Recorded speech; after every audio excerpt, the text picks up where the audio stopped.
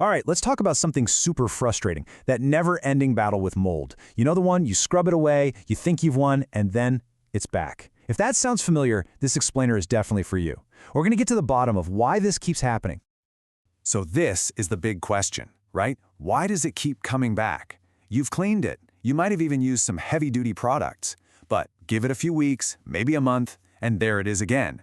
It's a cycle that can drive you crazy. And here's the first thing you really need to hear. It's probably not your fault. The problem isn't your cleaning method. The real issue is actually much, much deeper. We're talking about something literally hidden inside the materials of your home. Okay, so let's dive into the why. It all comes down to one really important word: porosity. It sounds a bit technical, but it's simple. It's all about how different materials soak up and hold on to moisture. And trust me, understanding this is the key to finally breaking that cycle. Think of it this way. On one hand, you have non-porous stuff, like your glazed bathroom tile or a metal surface. Water just sits right on top. It's easy to wipe away.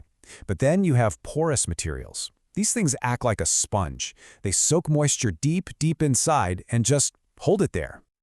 And here are the usual suspects you'll find in almost any home. We're talking about plasterboard, drywall, wallpaper, chipboard, even your carpets, and the insulation behind the walls. Once these materials get good and wet, they become the perfect hidden home for mold to thrive, way beyond what you can just see on the surface.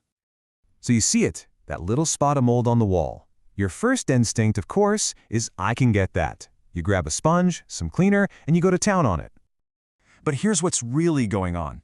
While you're busy scrubbing that little spot on the surface, there's a whole network of contamination spreading deep inside the material, almost like the roots of a plant. Your surface clean, it isn't even touching that hidden part. And this is the part that feels so unfair.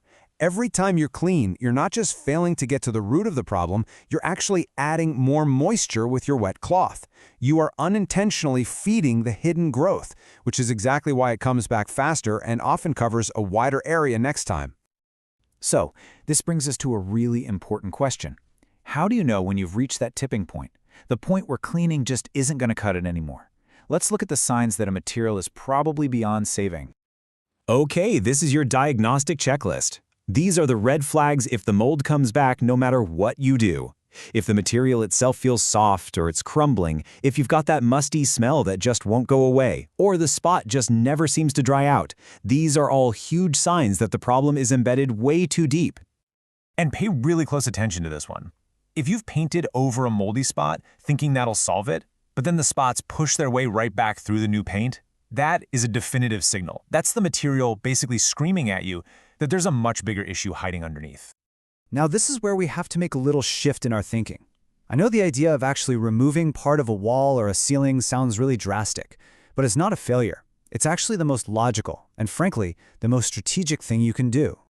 And here's a huge reason why that mindset shift is so important.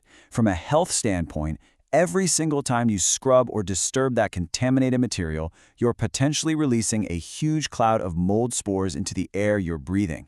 You could actually be making your indoor air quality worse. This quote just nails it. Removal is not about appearance, it is about risk control. At a certain point, this stops being about an ugly stain on your wall. It becomes about managing a health risk for you and everyone in your home. So let's think of removal as hitting a big reset button. First, it completely stops that endless, frustrating cycle of cleaning and regrowth. Game over. Second, it lets you see what's really going on underneath. It exposes the source of the moisture. And finally, it makes a true, permanent fix possible. It lets everything dry out properly before you rebuild. So let's wrap this all up. What's the final takeaway here? The goal is to give you a whole new way of thinking about how to deal with mold. And it's this. Knowing when to put the cleaning supplies down is just as important as knowing when to pick them up. Realizing that a material just can't be saved isn't giving up.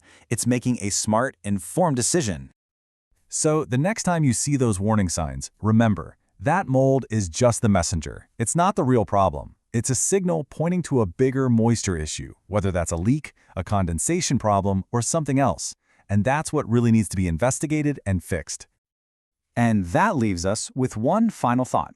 Instead of just seeing a patch of mold and thinking, how do I get rid of that? Ask yourself a different question. What is my building trying to tell me? Answering that question is the real first step to a long-term solution.